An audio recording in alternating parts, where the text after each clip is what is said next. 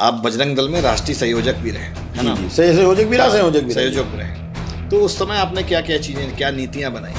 नहीं, आपका उद्देश्य तो क्या था कि नौजवान भारत का हनुमान जी की प्रेरणा से हनुमान जी जैसा बने। विद्यावान गुणी अति चातुर, राम काज करिबे को आतुर, ऐसा भारत का हर नौजवान दिखाई दे। ये काम बजरंग दल का है, भारत के हर नौजवान को ऐसा बना देना। बजरंग दल में तो सारे यंग लोग होते हैं, तो उनको कंट्रोल कैसे? यंग तो हनुमान जी भी थे, नहीं, लेकिन कंट्रोल रहे कि नहीं ना? भाई यही तो हम उदाहरण ही तो दे सकते हैं। अरे भाई, हनुमान जी गए, वो चाहते तो सीता जी को लेके भी आ सकते थे, लेकिन वो ये नहीं भूले कि ये काम राम का है, ये मेरा काम नहीं है। लेकिन सीता के भय को दूर करने के लिए लंका जलानी पड़ी तो जला दी। भारत का हर नौजवान ऐसा बने, निर्भय हो, अभय हो। उसके बाद राम के साथ पूरे देश के जन को जोड़ना। अब छोटे मोटे बीच के कार्यक्रम आते रहे, उनमें जाऊंगा तो बहुत लंबी बात हो जाएगी। समाज को जोड़ने का काम हम करते रहे छोटे छोटे कार्यक्रमों के माध्यम से, लेकिन फिर राम शिला पूजन का कार्यक्रम देश भर के 3.25 लाख ग्रामों में संतों ने करवाया। मंदिर कैसे बनेगा? करोड़पति भी बनवा सकता था, अरबपति भी भारत में उस समय भी थे, आज भी हैं। तो संकल्प हुआ कि हर घर से एक ईंटे का पूजन कराना और 1.25 रुपया इकट्ठा करना। अच्छा, एक चीज और जो है, इंटरप्ट कर रहा हूँ आपको जी, कि जब गिराया गया ढांचे को, तो मुस्लिम लोग नहीं आए रोकने? ना, रोकता कौन? किसकी हिम्मत थी? हनुमान जी के काम को रोक कौन सकता?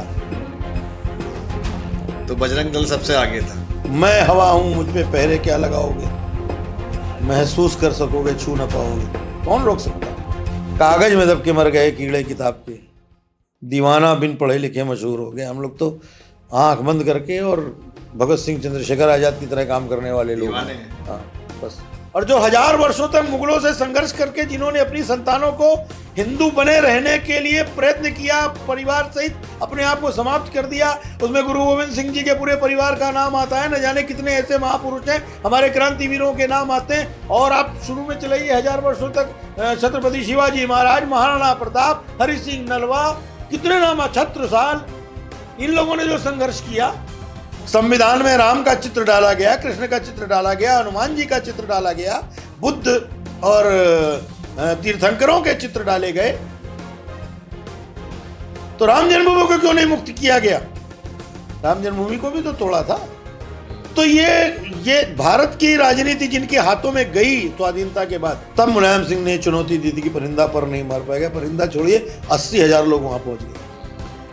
और उस समय भारत की राजनीति, उसका क्रूरतम चेहरा देखने को मिला कि 30 अक्टूबर को मुलायम सिंह के अहंकार को जब कार सेवकों ने चूर कर दिया, जिसमें अशोक सिंघल जी घायल हुए, अनेकों और लोग घायल हुए, उसका बदला लेने के लिए 2 नवंबर की जो कार सेवा थी, उस पर छांट करके विशेष जाति और संप्रदाय के लोगों को भर कर बटालियन बनवाई गई और खुलेआम गोली चलवा करके न जाने कितने लोगों को भून दिया गया। उसी में शरद कोठारी, राम कुमार कोठारी, ऐसे अनेकों लोग मारे गए। बहुत लोग उसमें शहीद हो गए एक तरीके से। लेकिन उस हत्याकांड ने मुलायम सिंह की राजनीति की चूल्हे हिला दी। उसके बाद 13-14 साल तक मुलायम सिंह जी सत्ता का मुख देखने के लिए तरस गए।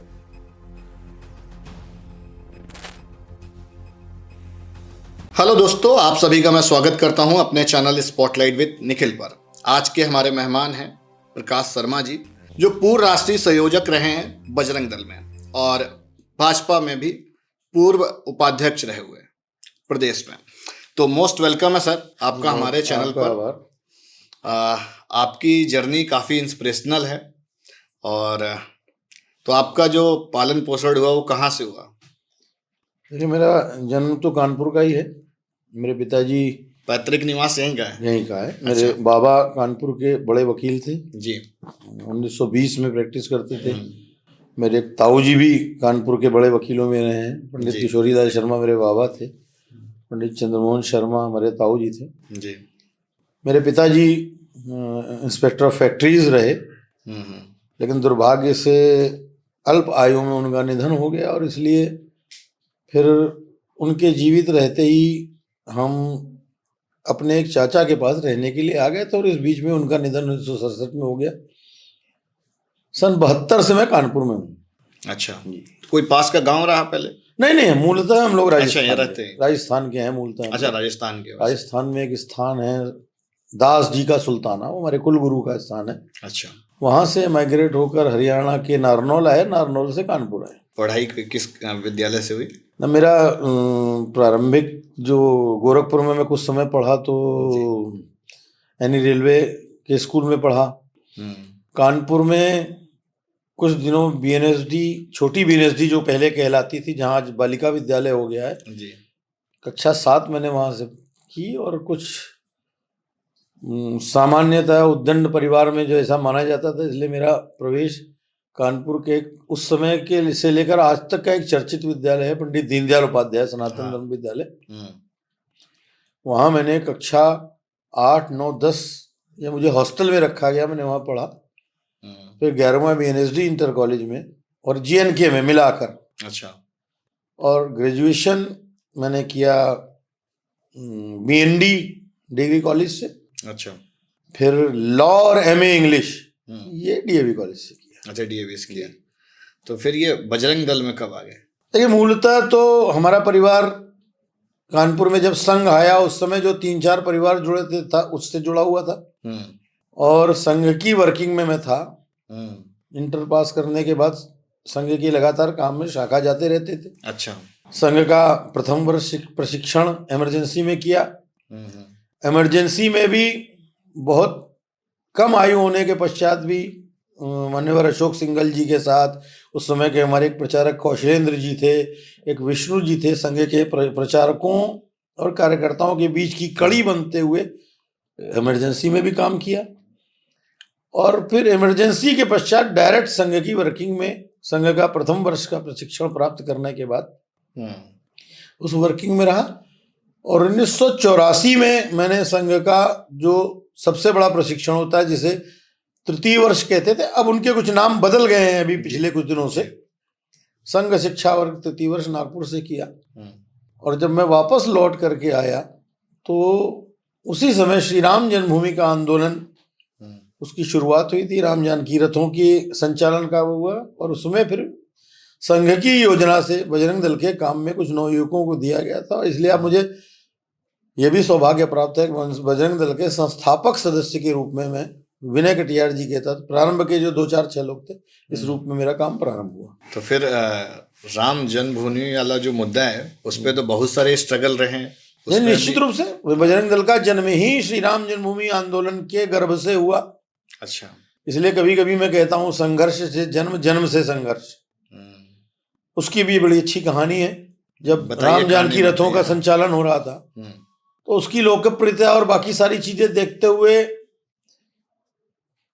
कुछ मुस्लिम कट्टरपंथियों ने यह धमकी दे दी कि वो राम जानकी रथों को चलने देंगे। ये चिंता पूज्य संत और हिंदू नेतृत्व जो इस पूरे आंदोलन को चलाने के लिए, अशोक सिंघल कह लीजिए, ओमकार भावे जी कह लीजिए, कुछ प्रमुख लोग थे, उनको ये चिंता उत्पन्न हुई कि आखिर अगर शासन ने हाथ खड़े कर दिए कि हम राम जानकी रथों को सुरक्षा नहीं दे पाएंगे, आप अगर चला सकते हैं तो अपने साहस के आधार पर चला लीजिए। तो एक चिंता स्वाभाविक उतरी कि अगर कहीं कोई संघर्ष हो जाएगा तो इन रथों की रक्षा कौन करेगा। उसमें पूज्य महंत परमहंस रामचंद्र दास जी ने सहज रूप में कह दिया कि राम के उस संघर्ष में जब जब संकटपूर्ण परिस्थिति आई तो किसने सहयोग किया? वो बजरंग। और भारत की नौजवानी, हिंदू नौजवानी, ये हनुमान स्वरूप है और इसलिए देश की नौजवानी इसकी रक्षा करेगी। उस समय तक सामान्यतः राम जन्मभूमि आंदोलन का व्याप उत्तर प्रदेश में ज्यादा था, कुछ बिहार में था। धीरे धीरे वो आंदोलन आगे बढ़ा है और उसमें से यह बजरंग दल का जन्म हुआ। प्रारंभिक बजरंग दल मतलब राम जन्मभूमि आंदोलन के संतों की हर घोषणा को हर कीमत पर सफल करने का काम करना, यह बजरंग दल का काम था। यहां से शुरुआत हुई है और आज वह बजरंग दल धर्म, संस्कृति और राष्ट्र की रक्षा के लिए हर जगह नौजवानों के साथ खड़ा दिखाई देता है। तो बजरंग दल में जैसे कोई ज्वाइन करना चाहे तो मिनिमम क्या क्राइटेरिया है? कोई क्राइटेरिया, हिंदू हो, मुस्लिम नहीं, आत्मनियंत्रित हो, मुस्लिम जिसको लगता है कि वो भगवान राम की शरण में रहना चाहता है, जिसको भारत की धरती से प्रेम, वो आए ना, वो स्वीकार तो करे कि हाँ हम राम और हनुमान को अपना आदर्श मानते हैं। वो स्वीकार तो करे कि हम भगवती को अपना आदर्श मानते हैं, वो स्वीकार तो करे कि कृष्ण को अपना आदर्श माने। नहीं आते हैं, बहुत से लोग आते हैं। हम जब प्रारंभ में बजरंग दल का काम करते थे तो हमारे एक मुन्ना नाम, मुझे इतना ही नाम उस समय ध्यान है, मुन्ना थे, उनके पिताजी यहाँ कानपुर की जेल में काम करते थे। वो हमारे साथ बहुत सी जगह झंडा बंधवाने जाते थे, हमारे कार्यक्रमों में रहे हैं, बहुत नारेबाजी। एक बार तो हमारे साथ वो गिरफ्तारी भी दे चुके हैं। अच्छा। अब जाने में नहीं दी कि अनजाने में दी, ये मैं नहीं कह सकता, लेकिन एक लंबे समय तक 2-3 वर्ष तक उन्होंने हमारे साथ काम किया है। जिस दिन भारत का मुसलमान इतना ओपन माइंडेड हो जाएगा, जो आज आपको समस्याएं दिखाई दे रही है, समस्याएं अपने आप समाप्त हो जाएंगी।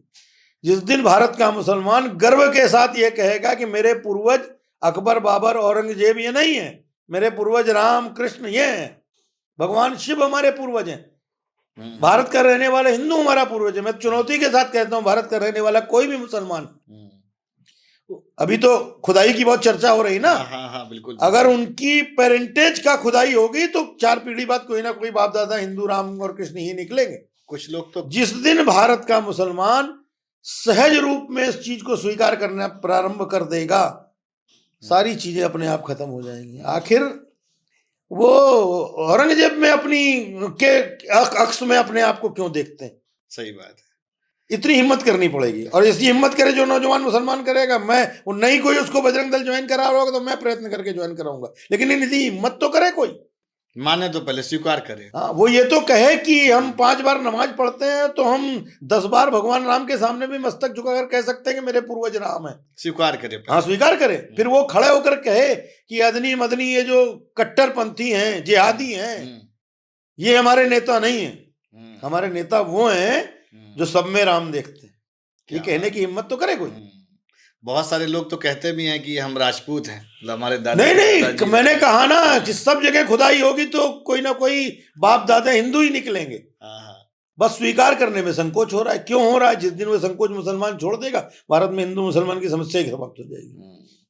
फिर उनको बाबरी मस्जिद नहीं दिखाई देगी, फिर उनको ये दिखाई देगा कि बाबर एक लुटेरा था, उसने राम की जन्मभूमि को तोड़ा है। फिर उनको ये दिखाई देगा कि औरंगजेब एक जिहादी था, उसने तमाम मंदिरों को तोड़ा है। 2.5 लाख मंदिर तोड़े हमारे, 1-2 नहीं, 30,000 तो आज भी हैं। बजरंग दल ने 80 के दशक में, 90 के दशक के प्रारंभ में पूरी सूची बनाई है। 30,000 है जिनमें प्रमाण मौजूद है। कभी संतों का नेतृत्व कहा करता था कि राम, कृष्ण और विश्वनाथ, इन तीनों स्थानों के विवाद को अगर मुसलमान सहजता से स्वीकार कर ले तो शायद आगे बात नहीं बढ़ती। उस समय बात नहीं मानी, इसलिए बात बढ़ते बढ़ते यहाँ तक आ गई। आज मंदिर बन और आगे भी जाएगी। मंदिर बन गया, और भी जो खुदाई हो रही है, मिल रहा है, बाकी सारी चीजें बोल रहे, ये और आगे जाएगी। तो आप खुदाई को सहमत नहीं, मैं सहमत क्या, जो सामने दिखाई दे रहा है उसमें ऐसे सर्वे पर कौन सी रोक है? इस स्थान पर क्या था, यह पता लगाने पर क्यों रोक लगनी चाहिए? क्या एएसआई ये काम पहले से नहीं करती रही है? अगर नहीं करती होती तो इतनी बड़ी बड़ी खुदाई में नालंदा, तक्षशिला के विश्वविद्यालय खोद करके, और सारे प्रमाण आज हमारे सामने। तब तो ताजमहल की भी होनी चाहिए। बिना ताजमहल की क्या हो, ये तो एक अलग विषय है। बहुत सी लोग कहते भी है कि वहां पर कभी तेजो महल नहीं कहा ना कि राम महल उसका नाम। देखिए, ऐसा योगी जी एक पॉलिटिकल स्टेट के चीफ हैं, उनको जो सही लग रहा है वो कर रहे हैं, कानूनी दृष्टि में रहकर कर रहे हैं, संवैधानिक दायरे में कर रहे हैं। लेकिन इस सहज भाव की बात यह है कि यह बात सुस्पष्ट है। क्या कोई मुसलमान ये कह सकता है जिनको अपना आका मानते हैं, वो लोग जब यहाँ आए थे तो उन्होंने मंदिर नहीं तोड़े या उन्होंने कत्लेआम नहीं किया? आखिर उनकी आबादी एकाएक इतनी कैसे बढ़ती चली गई? डर से, भयाक्रांत करके, लोभ से, लालच से बड़ी आबादी का परिवर्तन कराया गया है, और उन्हीं की संतानें आज भारत में मुसलमान। ठीक बात। आपके अंदर प्रेरणा कहाँ से आई कि हम बजरंग दल ज्वाइन करें? ना, मुझे तो संघ का आदेश हुआ। संघ की प्रेरणा से मैं बजरंग दल में काम कर रहा हूँ। राष्ट्रीय स्वयंसेवक संघ का स्वयंसेवक हूँ। योजना पूर्वक बजरंग दल के काम में भेजा। राम जन्मभूमि आंदोलन में रुचि आ गई तो मेरे जीवन का वही एक उद्देश्य बन गया। आज भी मुझे कुछ और नहीं दिखाई देता है। हिंदू समाज, हिंदू धर्म, हिंदू रक्षा के लिए जो कुछ करना पड़ता है, सब काम छोड़कर करने के लिए मैं पहले भी तैयार रहता था, आज भी तैयार। तो जैसे बहुत सारे लोग आरएसएस से राजनीति में आए, आपके अंदर ऐसी जिज्ञासा नहीं रही कि अब हम नहीं? राजनीति मेरा यह मानना है, संघ ने हमें, कुछ लोगों ने आदेश किया तो 2014 में मैं भी राजनीति में आया। लेकिन राजनीति में भारत की राजनीति भारत की मिट्टी के आधार पर चले, इस विचार को लेकर भारत की राजनीति होनी चाहिए। भारतीय जनसंघ की स्थापना इसीलिए हुई थी तो भारतीय जनता पार्टी तो इसी पे करती ना। नहीं नहीं, भारतीय जनता पार्टी है, इसलिए मैं भारतीय जनता पार्टी का सदस्य हूं, उस नाते काम करता हूं। लेकिन उसके अतिरिक्त भी बहुत से हिंदू समाज के ऐसे विषय आते रहते हैं जिसमें शायद भारतीय जनता पार्टी के पास तक सीधे लोग नहीं जाते, लेकिन एक हिंदू कार्यकर्ता के नाते, एक हिंदू भक्त सेवक के नाते मैं ऐसे मामलों में समाज के ताकत लेकर उसको उसके निस्तारण का प्रयास करता रहता हूँ, आज भी करता रहता हूँ। जन्म सांस रक्त की अंतिम बूंद तक और शरीर में आने वाली अंतिम श्वास तक करता रहूंगा। थोड़ा सा वापस राम मंदिर पे जी आएंगे। जी, आपने क्या योगदान दिया राम मंदिर पे? नहीं हमारा कोई योगदान नहीं, तो एक सामान्य सेवक है, जो काम बताया गया वो किया। क्या क्या काम बताया गया? जो भी जैसे प्रारंभ में हुआ, नौजवानों को इससे जोड़ा जाए, राम जानकी रथों की सुरक्षा। आप गए वहां पे? सब राम जानकी रथों के साथ गए हम लोग। जब वो ढांचा गिराया गया था तब गए थे? वो तो और बात की बात है, अच्छा। क्रम से आइए। हाँ हाँ हाँ। पहला था कि राम जानकी रथों का संचालन, और वो इसलिए था कि समाज के एक बहुत बड़े वर्ग को यानी वैसा बातें छुपा कर रखी गई। राम की जन्मभूमि में ताला क्यों बंद है, क्यों बंद होना चाहिए? भारत स्वाधीन होने के बाद सड़कों के नाम बदले गए, भवनों के नाम बदले गए, विक्टोरिया की प्रतिमा हटा करके जहां अब नेताजी की प्रतिमा लगा दी गई, विक्टोरिया की प्रतिमा हटाई, स्वयं राम मनोहर लोहिया ने हटाई।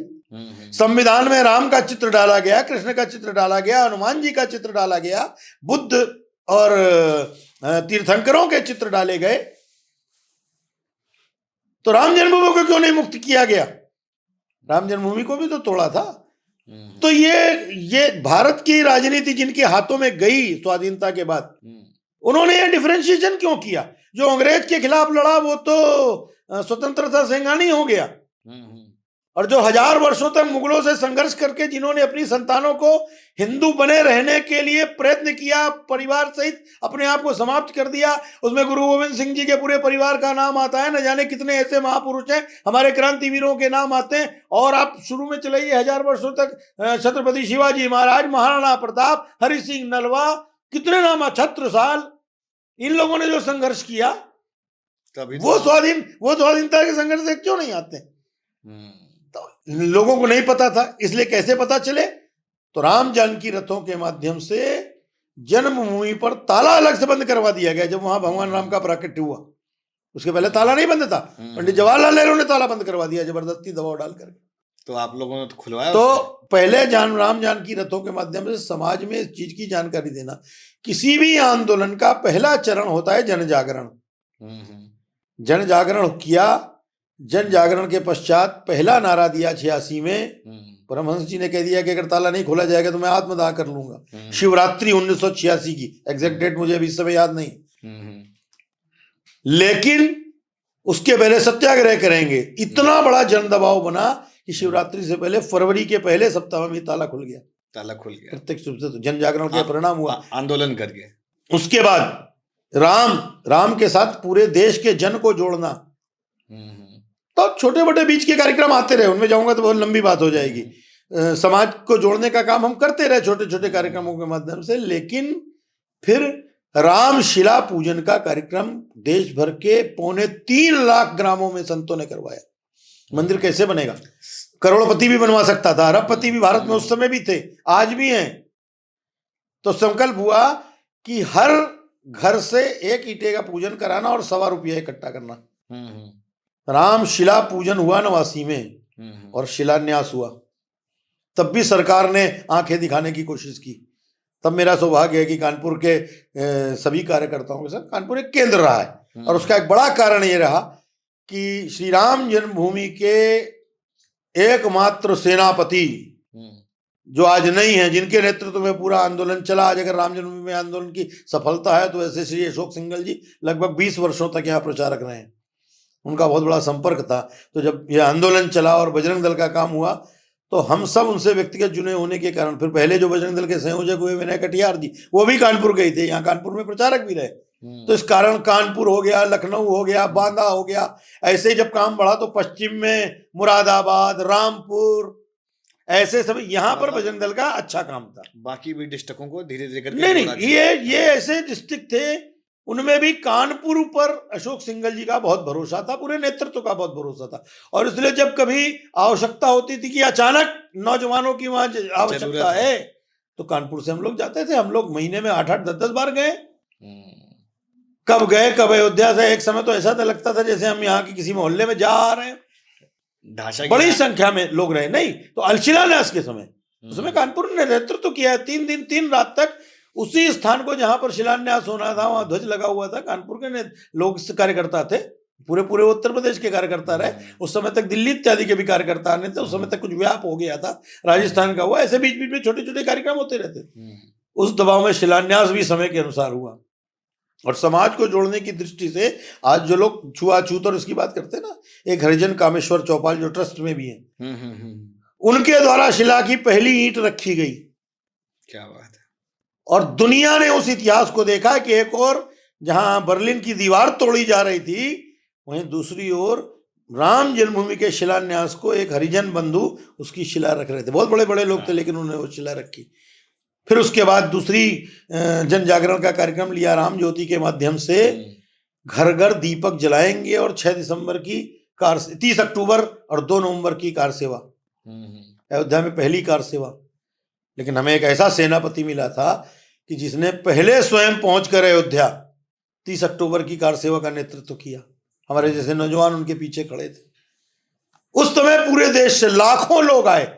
और तब भी कानपुर के ऊपर इतना लोड था कि अयोध्या में जो गए 80,000 1 लाख पहुंच गए, कानपुर में 2-4-5 लाख, सब जेलों में भरने के बाद भी। आप कोई सोच सकता है क्या?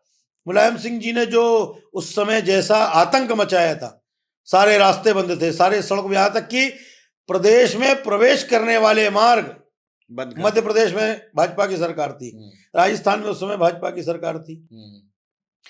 ये लगता था कि यहां से संख्या बहुत ज्यादा आ जाएगी, तो मध्य प्रदेश और राजस्थान से आने वाले सारे रास्तों पर दीवार खड़ी कर दी थी। ट्रेनों की चेन वो समाप्त कर दी गई थी, फ्री कर दी गई थी, बसें रोक दी गई थी, नावें पलटा दी गई थी। तब भी 80,000 लोग पैदल चलकर अयोध्या पहुंचे, क्योंकि संतों ने संकल्प लिया था। तो मैं आपको बता रहा था, पहला नारा था आगे बोलो, जोर से बोलो, जन्मभूमि का ताला खोलो। ताला खुल गया। फिर शिला का हुआ। शिला पूजन में भी घर घर से शिला ले जाएंगे, राम के घर में लग जाएगा पत्थर तेरे नाम का, 1.25 रुपया दे रे भैया, राम लला के नाम का, राम के घर में लग जाएगा पत्थर तेरे नाम का। वह शिला पूजन का कार्यक्रम। और फिर उसके बाद 30 अक्टूबर कार सेवा करेंगे। तब मुलायम सिंह ने चुनौती दी थी कि परिंदा पर नहीं मार पाएगा। परिंदा छोड़िए, 80,000 लोग वहां पहुंच गए। और उस समय भारत की राजनीति, उसका क्रूरतम चेहरा देखने को मिला कि 30 अक्टूबर को मुलायम सिंह के अहंकार को जब कार सेवकों ने चूर कर दिया, जिसमें अशोक सिंघल जी घायल हुए, अनेकों और लोग घायल हुए, उसका बदला लेने के लिए 2 नवंबर की जो कार सेवा थी, उस पर छांट छांट करके विशेष जाति और संप्रदाय के लोगों को भर कर बटालियन बनवाई गई और खुलेआम गोली चलवा करके न जाने कितने लोगों को भून दिया गया। उसी में शरद कोठारी, राम कुमार कोठारी, ऐसे अनेकों लोग मारे गए। बहुत लोग उसमें शहीद हो गए एक तरीके से। लेकिन उस हत्याकांड ने मुलायम सिंह की राजनीति की चूल्हे हिला दी। उसके बाद 13-14 साल तक मुलायम सिंह जी सत्ता का मुख देखने के लिए तरस गए। एक तरह से उनकी वो बहुत बड़ी गलती रही। नहीं, गलती क्या, वो तो उनकी राजनीति वही है। आज उनके पुत्र भी वही राजनीति कर रहे हैं। उनको लगता है कुछ बचा ही नहीं। नहीं, उसका तो वो अभी भी सुनते हैं ना। तो ये यहां से प्रारंभ हुआ। ढांचा गिर गया। उसके पश्चात फिर अगला अभियान चला 6 दिसंबर को। 6 दिसंबर में अगर न्यायालय ने उस दिन आदेश दे दिया होता, फिर उसके बाद 91 में कल्याण सिंह जी की सरकार बन गई। उस सरकार ने 2.77 एकड़ जमीन अधिग्रहण करके राम जन्मभूमि न्यास को दे दी। विवादित क्षेत्र 80/40 को नहीं छूना, उसके अतिरिक्त वहां का विकास करना। तो अगर 6 दिसंबर के पहले अब उस अधिग्रहण के खिलाफ एक फारूकी नाम के व्यक्ति, उन्होंने अदालत में मुकदमा डाला, उसकी सुनवाई थी, उसका निर्णय आना था। उस निर्णय में अगर हमारे पक्ष में निर्णय आता तो भी 6 दिसंबर की कार सेवा बिना ढांचे को छुए जारी हो सकती थी, और अगर हमारे विरुद्ध जाता तो भी हो सकती थी, क्योंकि 2.77 एकड़ में 80/40 को छोड़कर बाकी सभी व्यक्तिगत प्लॉट ये राम जन्मभूमि न्यास ने या तो किसी ने दे दिए थे या परचेज कर लिए थे। तो बिना उस ढांचे को छेड़े, लेकिन परमात्मा को कुछ और मंजूर था। मैं तो मानता हूं कि कई बार भगवान स्वयं अपनी लीला रचता है। हम्म, न्यायालय ने अगर वो निर्णय आगे न बढ़ाया होता, लोगों को लगा कि हमारे साथ राजनीति छल कर रही है, इस देश के राजनेता छल कर रहे हैं, न्यायालय भी अब छल करने लगा है, और उसका परिणाम हुआ कि लोगों ने ढांचा ध्वस्त कर दिया, गिरा दिया। हाँ। लेकिन आज मैं ये मानता हूं कि भगवान की लीला न घटी होती तो शायद न्यायालय का निर्णय भी कभी नहीं आ पाता, क्योंकि उसी ढांचे के गिरने के बाद फिर वहां पर खुदाई हुई है, उस खुदाई में प्रमाण मिले हैं, रडार पेनिट्रेटिंग के माध्यम से प्रमाण मिले हैं, और फिर तो ईसा पूर्व 700 साल पहले तक का शिव मंदिर और मंदिर के अवशेष मिल गए। तब भी मतलब मैं तो इस विषय में कभी कभी ये कहता हूं कि राम जन्मभूमि पर भव्य मंदिर बने, ये हमारी लड़ाई सरकार से थी ना। मुसलमान कहां से बीच में कूद पड़ा बाबरी मस्जिद एक्शन कमेटी बनाकर?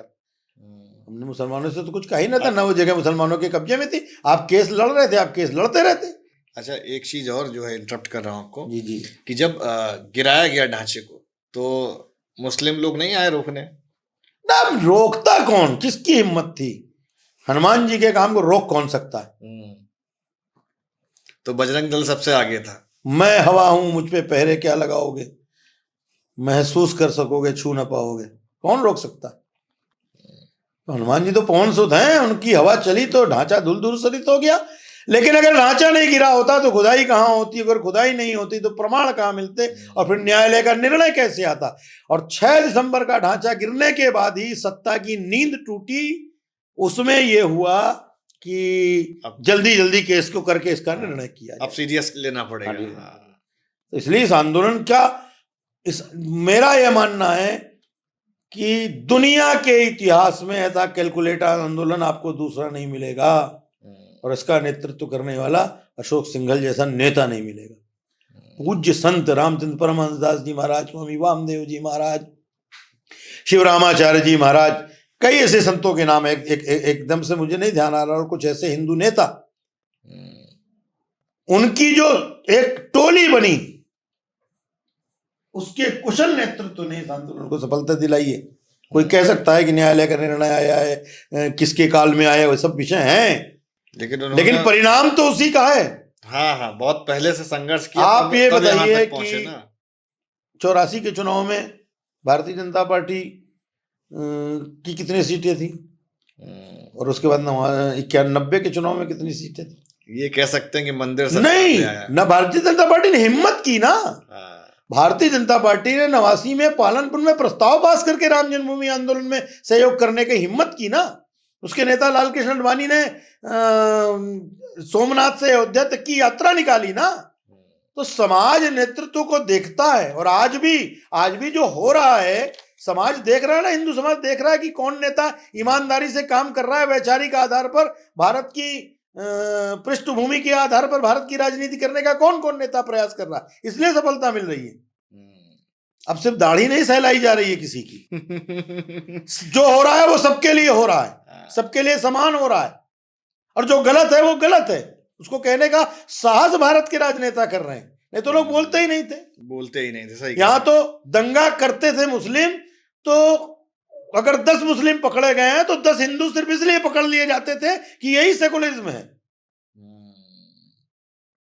मुसलमानों के, जिहादी मुसलमानों के आक्रमण को दंगा बताकर हिंदू को बराबर से अपमानित करने का प्रयास लगातार यहाँ की राजनीति कर रही थी। आज सही दिशा में काम हो रहा है ना। 370 अगर देश के लिए फायदेमंद है तो हटनी चाहिए। ठीक बात। यात्रा से मुझे याद आया, अमरनाथ यात्रा और बूढ़ा अमरनाथ यात्रा, इनमें आपका क्या योगदान? जी, ढांचा गिरने के बाद बजरंग दल पर प्रतिबंध लग गया। हाँ, बजरंग दल, राष्ट्रीय स्वयंसेवक संघ और विश्व हिंदू परिषद, तीनों प्रतिबंध लगा। उसकी सुनवाई हुई, न्यायालय ने राष्ट्रीय स्वयंसेवक संघ और बजरंग दल पर से प्रतिबंध हटा दिया, और उसके बाद विश्व हिंदू परिषद पर दोबारा प्रतिबंध लगाने का प्रयास हुआ। एक बार 1 साल पूरा होने के बाद फिर हट लगे। तो इन सब ऊहापोह में नौजवानों को जोड़ कर रखा जाए तो फिर अखिल भारतीय रूप से बजरंग दल का गठन हुआ। अच्छा, विधिवत रूप से। और 1996 में, 94 में हुआ, 1996 में फिर हमने नारा दिया कि गाय नहीं कटने देंगे, देश नहीं बटने देंगे। तो गोरक्षा का एक आंदोलन चलाया। 1995 में 94 में आतंकवादियों ने ये धमकी दे दी थी कि हम अमरनाथ की यात्रा को नहीं चलने देंगे। हम अपनी कानपुर के बजरंग दल की टोली के साथ बैठे थे, हम लोगों ने इसको बहुत सीरियसली लिया। और मुझे आज भी याद है कि बीएनएसडी शिक्षा निकेतन में कुछ अमरनाथ की यात्रा के लोग 94 में जा रहे थे। YMCA एक क्लब है, आप अगर जानते होंगे तो, उनके कुछ लोग थे, तो मुझे उसमें मुख्य अतिथि के नाते बुलाया गया। और बहुत उत्साह में, मैं नहीं कह सकता कि मेरे दिमाग में कुछ था कि आगे क्या करना है, बहुत उत्साह में मैंने उनके सामने कह दिया कि अगर अगली बार भी इस प्रकार की धमकी मिलेगी तो बजरंग दल ये यात्रा करेगा। तब मैं बजरंग दल का राष्ट्रीय संगठन मंत्री हो गया था। अच्छा। मैंने ऐसे बिना पूछे चर्चा कर ली, लेकिन उस साल ये नहीं हो पाया। 95 में चूंकि हमने, मुझे लगा कि मेरे नाम से पेपर में निकल गया है, तो हम कानपुर से 250 बजरंग दल के कार्यकर्ता, उसके पहले हमने तैयारी की। कानपुर को हमने 25 क्षेत्रों में बजरंग दल के काम के नाते बांट रखा था। हर दिन 1 महीना पहले तय किया कि हमको 1 महीने बाद जाना है, तो हर दिन एक क्षेत्र में निकलते थे, सारे समाज को जोड़ते थे, उसके सामने अमरनाथ की परिस्थिति को रखते थे और मलिन बस्तियों में, क्षेत्रों में जाते थे और रब का आह्वान करते थे कि अमुक तारीख को चलना है। तो 250 लोग अकेले कानपुर से गए और अमरनाथ की यात्रा करके आए। यह बात विश्व हिंदू परिषद की टोली के बीच में जब रखी गई, तो फिर 96 में बजरंग दल ने यह तय किया कि अब 50,000 नौजवानों को लेकर के हम जाएंगे। अब ये जो अखिल भारतीय बजरंग दल का गठन हुआ, तो फिर उसमें बजरंग दल का घोष वाक्य क्या हो, उसी में सेवा, सुरक्षा, संस्कार, फिर बजरंग दल की संगठनात्मक गतिविधियां, ये सब चीजें धीरे धीरे चलने लगी कि अगर नौजवान हमसे जुड़ा है तो हर समय आंदोलन तो करेगा नहीं, तो फिर उसका चरित्र हनुमान जी जैसा कैसा बने, उसका स्वास्थ्य हनुमान जी जैसा कैसा बने, तो उसके लिए सब प्रकार का संगठनात्मक विकास, उसकी ये सब धीरे धीरे प्रारंभ हो गई। और उसी में फिर बजरंग दल के कार्यकर्ता वहां गए। मेरा तो यह मानना है कि भगवान ने हमारी परीक्षा ली, क्योंकि हम घोषणा करके गए थे तो संख्या पहुंच गई। दुर्भाग्य से वहां अतिवृष्टि हो गई, बर्फ बहुत ज्यादा गिर गई और एक बहुत दुर्घटना हो गई, सैकड़ों लोग उसमें मारे गए। तो वहां पर भी पहलगाम और सब क्षेत्र में जहां जहां यात्री रुके हुए थे, वहां बजरंग दल के कार्यकर्ताओं ने अपने सेवा, सुरक्षा और संस्कार के नारे को पूरा करके दिखाया, प्रकट रूप में दिखाया। बीमारों को अस्पताल पहुंचाना, अस्पताल में उनकी सेवा करना, कोई मृत शरीर है, कोई उठाने वाला नहीं है, तो सरकार ने अगर व्यवस्था की है तो उसका दाह संस्कार करना, और वहां रुके हुए हिंदू समाज को ये बल देना कि बजरंग दल आपके बीच में खड़ा है, इसलिए डरिए मत, जब तक परिस्थितियां सामान्य नहीं हो जाती यहां रहिए। भंडारों की व्यवस्था देखना, भंडारों के लोग चले गए कुछ छोड़ छोड़ करके, तो वहां वितरण का काम करना, ये सब काम वहां बजरंग दल ने किया। पूरा मतलब ऑर्गेनाइज करके रखा, पूरा ऑर्गेनाइज करके रखा। उसमें बजरंग दल की राष्ट्रीय टीम, हमारे जयभान सिंह जी पवैया जो बाद में ग्वालियर से सांसद रहे हैं, हमारे डॉक्टर सुरेश जैन, हमारे हरेश भाई भट्ट, ऐसे हमारे मेरे बहुत से ऐसे साथी, हम सब लोग प्रत्यक्ष वहां मौजूद थे। सामान्यतः होता क्या है, आंदोलन में बहुत सी बार ऐसी परिस्थिति आ जाती है कि आपको लगता है कि उनका नेतृत्व वहां नहीं है, लेकिन हमने अशोक सिंघल जी से सीखा था। जब उन्होंने कहा ना परिंदा पर नहीं मार पाएगा, तो सबसे पहले अशोक सिंघल जी अयोध्या पहुंचे, और इसलिए उस पूरे अभियान में बजरंग दल की पूरी केंद्रीय टोली पहलगाम और सब आसपास रही। और जब तक एक एक हिंदू नागरिक वहां से वापस नहीं आ गया, तब तक हम लोग वापस नहीं आए। आप लोगों को डर नहीं लगता था? अब डर तो क्या करना है, डर कब तक डरेगा व्यक्ति? फिल्मी डायलॉग है ना, डर के आगे जीत है, डर छोड़ दीजिए, आप विजयी प्राप्त करेंगे। लेकिन ये बजरंग दल नौजवानों में किस प्रकार की प्रेरणा देता है, उसको प्रदर्शित करने का काम है। और उससे लेकर के आज तक, अब तो मुझे बजरंग दल के दायित्व से मुक्त हुए 2011 तक मैं राष्ट्रीय संयोजक रहा। इतने छोटे मोटे काम नहीं किए, बहुत काम किए हैं। देवी देवताओं के अपमान के खिलाफ, फिर जो है राष्ट्रीय सुरक्षा के खिलाफ हमने चुनौती स्वीकार करी। हमने उस समय हम सजग रहे कि कैसे हमारे शहर में कैसे कोई आतंकवादी आकर कोई घटना कर जाता है, तो बजरंग दल इसमें क्या कर सकता है। तो स्वयं अपनी सुरक्षा समितियों का निर्माण करना है। 2000 से लेकर 2002 तक ये काम किया। आप बजरंग दल में राष्ट्रीय संयोजक भी रहे, है ना? जी, संयोजक भी रहा, संयोजक भी रहे। तो उस समय आपने क्या क्या चीजें, क्या नीतियां बनाई? आपका उद्देश्य क्या था कि नौजवान भारत का हनुमान जी की प्रेरणा से हनुमान जी जैसा बने, विद्यावान गुणी अति चातुर, राम काज करीबे को आतुर, ऐसा भारत का हर नौजवान दिखाई दे। ये काम बजरंग दल का है, भारत के हर नौजवान को ऐसा बना देना। बजरंग दल में तो सारे यंग लोग होते हैं, तो उनको कंट्रोल कैसे? यंग तो हनुमान जी भी थे। नहीं, लेकिन आप जब- कंट्रोल आप- रहेगी नहीं ना। आप जब- हाँ, भाई यही तो हम उदाहरण ही तो दे सकते हैं। अरे भाई हनुमान जी गए, वो चाहते तो सीता जी को लेके भी आ सकते थे, लेकिन वो ये नहीं भूले कि ये काम राम का है, ये मेरा काम नहीं है। लेकिन सीता के भय को दूर करने के लिए लंका जलानी पड़ी तो वो जला दी। भारत का हर नौजवान ऐसा बने, निर्भय हो, अभय हो, अपने धर्म, अपनी संस्कृति, अपनी राष्ट्र की रक्षा के लिए किसी भी सीमा तक जाकर बलिदान करना। आखिर गुरु गोविंद सिंह जी के 6 और 7 साल के बच्चों ने अपना बलिदान दिया कि नहीं दिया? चंद्रशेखर आजाद ने अपना बलिदान दिया कि नहीं दिया? भगत सिंह, सुखदेव और राजगुरु, इन सबने अपना बलिदान। ये भी तो सपने देख सकते थे, ये भी तो विचार कर सकते थे कि भारत में राजनीतिक स्थिरता और स्वतंत्रता आएगी तो हमारा भी कोई बहुत बड़ा कद हो सकता है, लेकिन इसका विचार नहीं किया। इसके बारे में उन्होंने कभी सोचा ही नहीं। देश की नौजवानी राष्ट्र और धर्म के लिए समर्पित करने के लिए सब कुछ है। राम राम राम चाहते तो कहीं भी रह सकते थे बगल में जाकर के, लेकिन अपने पिता की आज्ञा का पालन करने वाला नौजवान और एक नारी के अपमान का बदला लेने वाला नौजवान। राम ने ना अपने ससुर की सेना मंगाई, ना अपने पिता की सेना मंगाई। समाज को जागृत करके रावण जैसे आज तक के सबसे बड़े आतंकवादी को परास्त करके धर्म की स्थापना की भगवान कृष्ण।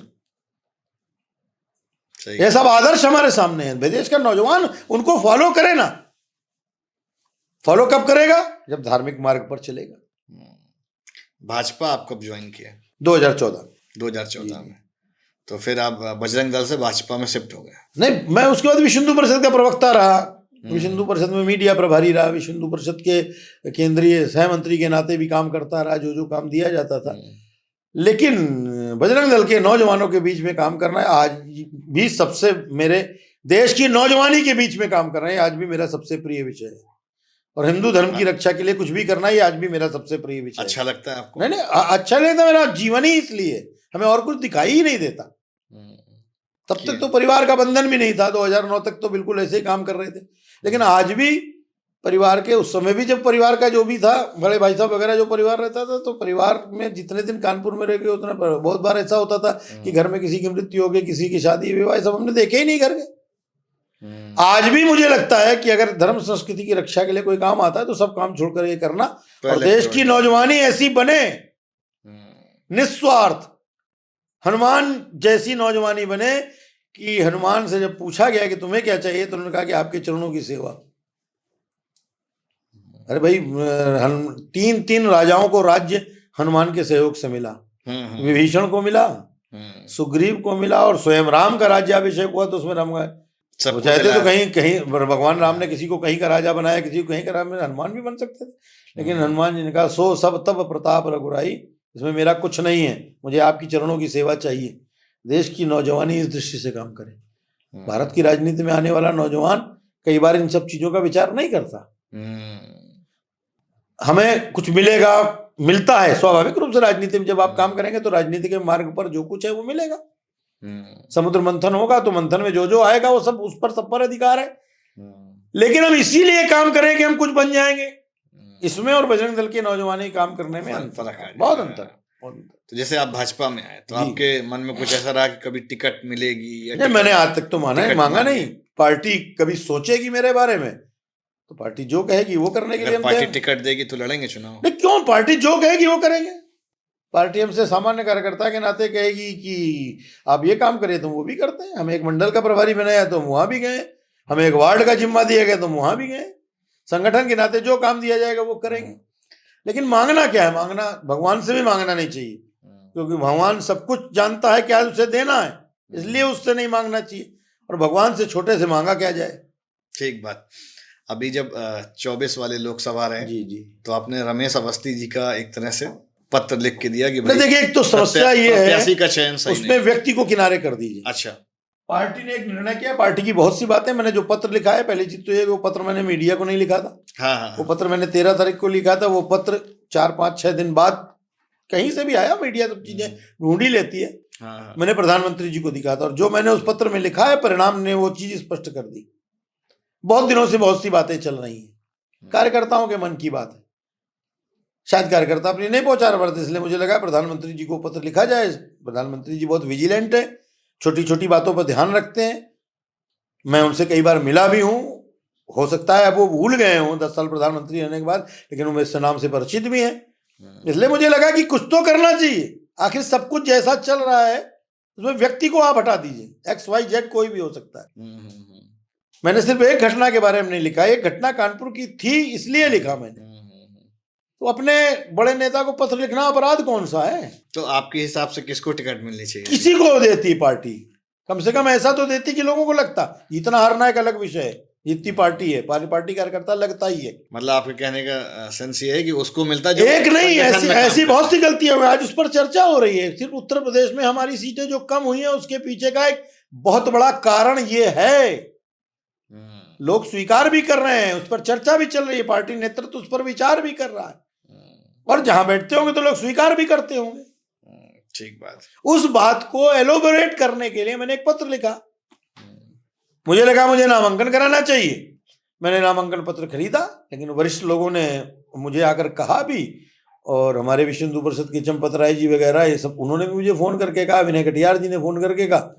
तो मुझे लगा कि जब इतने बड़े लोग कोई बात कहते हैं तो कदम पीछे खींचने में कोई हेटी नहीं है, बात माननी चाहिए। कोई कुछ भी वो बाद में लोग भले थोड़ी बहुत हो सकता है नकारात्मक चर्चा करें तो करते रहे। हमारा उद्देश्य ये था कि हमारी बात वहां तक पहुंचे, बात पहुंची, नहीं समझा तो परिणाम भी आया, आगे सुधार होगा। मेरा यह मानना है कि हमारी पार्टी का नेतृत्व इतना संवेदनशील है कि इन सारे मुद्दों पर जरूर चर्चा करेगा, उसमें व्यक्तिगत मेरा कुछ है ही नहीं। भारतीय जनता पार्टी की जो राजनीति है, टिकट मिलने का जो विषय है, जी। वो क्या आरएसएस से चयन होता है क्या? मुझे तो ऐसा नहीं लगता। कुछ तो रोल रखता होगा। नहीं, मुझे अरे भाई कोई आरएसएस से चर्चा कर लेता है अगर आकर। एक ये भी भ्रम बना हुआ है। हाँ। राष्ट्रीय स्वयंसेवक संघ मेरी जानकारी के अनुसार भारतीय जनता पार्टी की दैनिक गतिविधियों में किसी भी प्रकार का हस्तक्षेप नहीं करता। राष्ट्रीय स्वयंसेवक संघ अपने विचार के आधार पर चल रहे अन्य संगठनों को दिशा दर्शन देने का तो काम करता है, लेकिन रोज रोज उनके काम में हस्तक्षेप नहीं करता, चाहे वो विश्व हिंदू परिषद हो, चाहे किसान संघ हो, चाहे मजदूर संघ हो, चाहे कोई और का, चाहे भारतीय जनता पार्टी हो। आखिर वो भी अपने हिसाब से काम कर रहे हैं ना। हम इसको आप इस तरह से मानिए कि कोई बहुत बड़ा हाउस है, उनके 8-10 पुत्र हैं, सब अलग अलग काम संभाल रहे हैं, माता पिता का दायित्व है कि सब ठीक चले, कहीं कोई कमी आती है तो जरूर सहयोगी बने, कहीं आवश्यकता होती है तो जरूर सहयोगी बने, हम खड़े हैं। लेकिन हम अगर रोज रोज डिस्टर्ब करेंगे तो शायद उनके काम में कहीं ना कहीं डिस्टर्बेंस होगा। इसलिए मेरी जानकारी और मेरे विश्वास के आधार पर दिन प्रतिदिन की राजनीति में राष्ट्रीय स्वयंसेवक संघ कभी हस्तक्षेप नहीं करता। राजनीतिक क्षेत्र में हमारे विचार के आधार पर काम हो, इसके लिए जब आवश्यकता होती तो सुझाव और मार्गदर्शन करता है।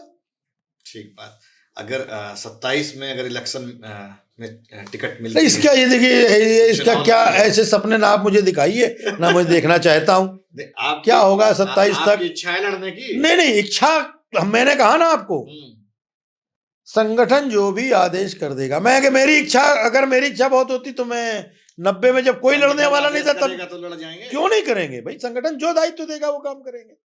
90 में भी तो हम लड़ सकते थे, तब तो कोई था ही नहीं लड़ने वाला। 90 से लेकर 2014 तक बहुत पानी बहा, हम चाहते तो उस समय भी गोता लगा सकते थे। लेकिन हमारा ये मानना है, जब हम वैचारिक आधार पर किसी संगठन को अपना सर्वस्व सौंप देते हैं तो फिर यह प्राथमिकता तय करना कि हम क्या करें, ये संगठन का काम, संगठन का ही काम। और कभी कभी इसमें अन्याय भी हो जाता है, इसमें कोई दो राय नहीं। कई बार अन्याय हो जाता है, कभी कभी अनजाने में होता है, कभी कभी जानबूझकर भी होता है कि आखिर मनुष्य ही तो काम कर रहे हैं ना। लेकिन तो भी संगठन जो निर्णय करेगा वो करेंगे। हाँ, हिंदू समाज की सेवा के लिए संगठन में रहें न रहें, हिंदू समाज के किसी भी काम के लिए अग्रणी होकर सबके साथ मिलजुल कर काम करने का स्वभाव मेरा है। तत्पर बिल्कुल। तो संगठन में कोई आपका गुरु रहा, कोई आदर्श रहा आपका? नहीं, हमारे गुरु तो अशोक सिंघल है। वैसे तो मेरे जीवन में ये मानना है कि हर पल कोई ना कोई गुरु मिला। गुरु यानी जो आपके जीवन को यहाँ से उठाकर गुरुत्व पहुंचाए। लेकिन मैं गुरु के रूप में अशोक सिंघल जी हूँ। मेरी माँ मेरी गुरु है। मेरे पहले गुरु बाबा आनंदेश्वर हैं, जहाँ जाकर मेरी जिंदगी बिल्कुल दिशा में बदल गई, कहीं से कहीं पहुंच गए। 83, 84, 81 में मैंने परमठ जाना चालू किया है प्रतिदिन। उसके बाद से फिर बजरंग दल के काम में आना और संघ के संगठन के काम में, बीच के 2 साल संघ के काम से इतर हो गया था। बहुत से कारण थे, शाखा वाखा जाना भी छूट गया था। लेकिन उसी समय कुछ ऐसी परिस्थिति हुई कि हमारे एक गुरु, उनको मैं गुरु के रूप में स्वीकार करता हूँ, रामाशीष जी, जो आजकल गंगा समग्र का काम देख रहे हैं, बहुत वरिष्ठ प्रचारक हैं, उन्होंने मुझे मार्गदर्शन दिया। लेकिन पूरे जीवन पर मैं अशोक सिंघल जी को अपना गुरु मानता हूँ। आदरणीय चंपत राय जी हैं, अन्य हमारे बहुत से मित्र भी हैं, हमारे सहयोगी हैं, जिन्हें हम अपने गुरु के रूप में मानते हैं, जिनका मुझे रोज सहयोग मिलता है। मैं अगर सही ढंग से काम कर रहा हूं तो उसमें मेरे साथ काम करने वाले ऐसे सैकड़ों लोग हैं कि जिनकी सलाह, जिनके सुझाव पर हम विचार करते हैं तो सही दिशा में चलते हैं। पॉलिटिक्स में आपका इंटरेस्ट है? नहीं, हमारा इंटरेस्ट सामाजिक, देखिए पॉलिटिक्स में ये मानता हूं कि राजनीति के माध्यम से समाज सेवा का एक काम है। आज उसका स्वरूप बिगड़ा दिखाई देता होगा, लेकिन राजनीति क्या है? मूलतः वो भी एक भाग है, उस भाग के माध्यम से समाज की सेवा करना। लेकिन पिछले 20-30 साल में राजनीति, इसको लोग लाभ कमाने की दृष्टि से देखने लगे हैं। मेरा यह मानना है राजनीति की समाज सेवा लाभ के लिए नहीं, जनता के लाभ के लिए होनी चाहिए। अब तो कॉर्पोरेट सिस्टम हो गया कि पैसा दो, टिकट लो, और जो है अब ये आरोप मैं तो नहीं लगा सकता, क्योंकि ना मैंने पैसा दिया है, ना मैंने कभी पैसा देकर टिकट लेने का प्रयास किया है। लेकिन परिस्थितियां लगती हैं, लेकिन होना नहीं चाहिए। कम से कम हमारी पार्टी में तो अभी इतनी बड़ी मात्रा में ऐसा कुछ नहीं है। जो छोटी मोटी गलतियां होती हैं उन पर चर्चा होती रहती है, उनमें सुधार भी होता रहता है। आप लिखते भी अच्छा है। नहीं, बहुत ज्यादा लिखने बनाया आप? नहीं, मैंने अपने हमारे विश्व हिंदू परिषद के अधिकारी हैं श्री अशोक तिवारी जी, हमारे एक विश्व हिंदू परिषद के ही एक शोध संस्थान है, उसके प्रमुख डॉक्टर चंद्र प्रकाश जी, ऐसे सारे लोगों से सुझाव लेकर, उनका सहयोग लेकर के, और श्री राम जन्मभूमि आंदोलन पर 500 साल पहले 1528 से लेकर के और हाई कोर्ट के निर्णय आने तक एक पुस्तिका का संपादन कह लीजिए या संग्रह कह लीजिए, वो किया है, जिसमें सारे तथ्य हैं। किस नाम से वो है बुक? विश्व संवाद केंद्र, एक विश्व हिंदू परिषद का मीडिया से संपर्क का केंद्र है दिल्ली में, उसके माध्यम से है। और उसका श्री राम जन्मभूमि आंदोलन सत्य एवं तथ्य, तो वो आपने लिखा हुआ है? वो उसको मैंने तैयार किया।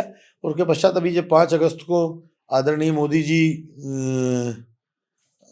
कार्यारंभ के लिए आए थे, तो उस पूरे कार्यक्रम की एक चित्रमय पुस्तक, उस समय समाज में क्या वातावरण था, समाज के समाचार पत्र क्या कह रहे थे, टीवी क्या कह रहे थे, किस टीवी ने क्या कवरेज किया, और 3 लोगों के भाषण, आदरणीय पूजनीय मोहन भागवत जी का, नरेंद्र मोदी जी का, प्रधानमंत्री माननीय नरेंद्र मोदी जी का, पूजनीय योगी जी का, और पूज्य नेत्र गोपाल दास जी महाराज का। इन 4 के शब्द सब ऐसे भाषण ऐसे मिलाकर एक पुस्तिका तैयार की है। लेकिन वो संग्रहणीय और यूनिक इसलिए है कि मैंने उसमें चित्र दिया है, और चित्र को तुलसी की किसी मानस की चौपाई या दोहे से परिभाषित किया है। यानी आप चित्र देखेंगे और उसके नीचे की दोहा चौपाई को पढ़ेंगे तो आप चित्र की कल्पना हो जाएगी आपको कि ये चित्र क्या कह रहा है। एक प्रयास किया है ऐसे 1-2। हाँ जी, बाकी कभी मौका आता है तो फेसबुक पे थोड़ा बहुत लिखता रहता हूँ। एक पहले अमरनाथ यात्रा का विवरण एक पुस्तिका को कभी लिख करके दिया था। 5 जन में जब 2019 का निर्णय आया तो 5 जन ने आग्रह किया था, तो पूरी आंदोलन की कथा वो ब्रीफिंग फर्स्ट डे से लेकर 84 से लेकर के और 2019 तक के सारी चीजें वो लिखी हैं। हिंदू चेतना भी छपा है। ऐसे थोड़ा बहुत लिखते रहते, बाकी लिखना पढ़ने गए। कागज में दब के मर गए कीड़े किताब के, दीवाना बिन पढ़े लिखे मशहूर हो गए। हम लोग तो आंख बंद करके और भगत सिंह चंद्रशेखर आजाद की तरह काम करने वाले लोग हैं। हाँ, बस। योगी जी और मोदी जी में आप किसको ज्यादा पसंद करते? मेरा ये मानना है महापुरुषों में आपस में तुलना नहीं करनी चाहिए। दोनों का एरा अलग है, दोनों का समय अलग है, दोनों की आयु में बहुत अंतर है।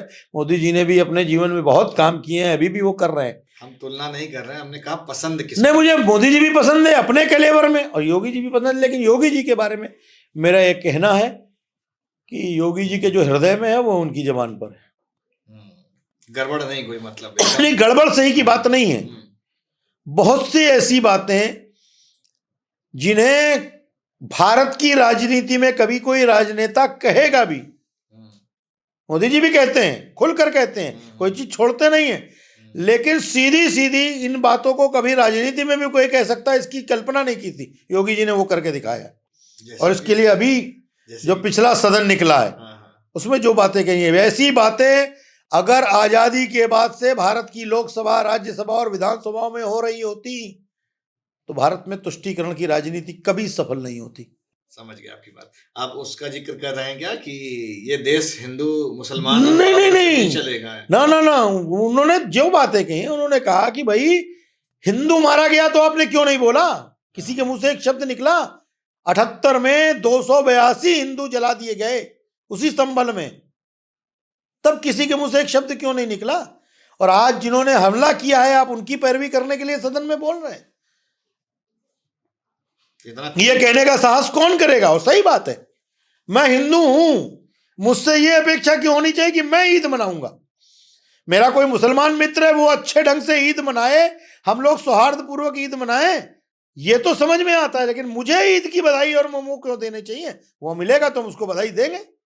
ये बात कहने का साहस कौन कर सकता है? और इसकी आवश्यकता क्या है? ये जो दिखावा चल रहा है, जिनके बाप दादों ने कभी रोजा नहीं रखा वो रोजा अफ्तार कर रहे हैं, जिनके बाप दादों को इस्लाम का आई नहीं मालूम, वो सर पर गोल टोपी लगा करके और मत्था टेक कर बता रहे हैं कि हम तुम्हारे साथ नमाज पढ़ेंगे। ये जो राजनीति भारत में चल रही है, ये जो दिखावे की राजनीति चल रही है कि बस मुसलमान वोट हमको मिल जाए, ये बात मुसलमानों को भी समझनी चाहिए।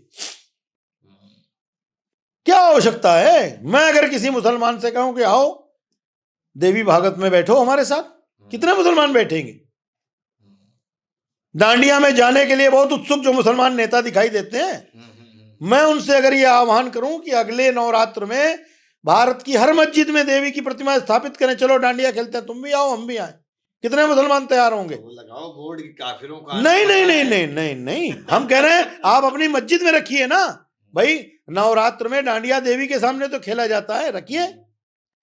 देवबंद दारुल उलूम के गेट पर रखिए देवी जी की प्रतिमा, हम भी आएंगे, आप भी आइए, आइए डांडिया खेलते हैं, ये करिए ना, तब अपेक्षा लगे। तो आप अपने समय में बताओगे कि इस्लाम ये कहता है, हमारी हदीस ये कहती है, हमारी कुरान ये कहती है, ठीक बात।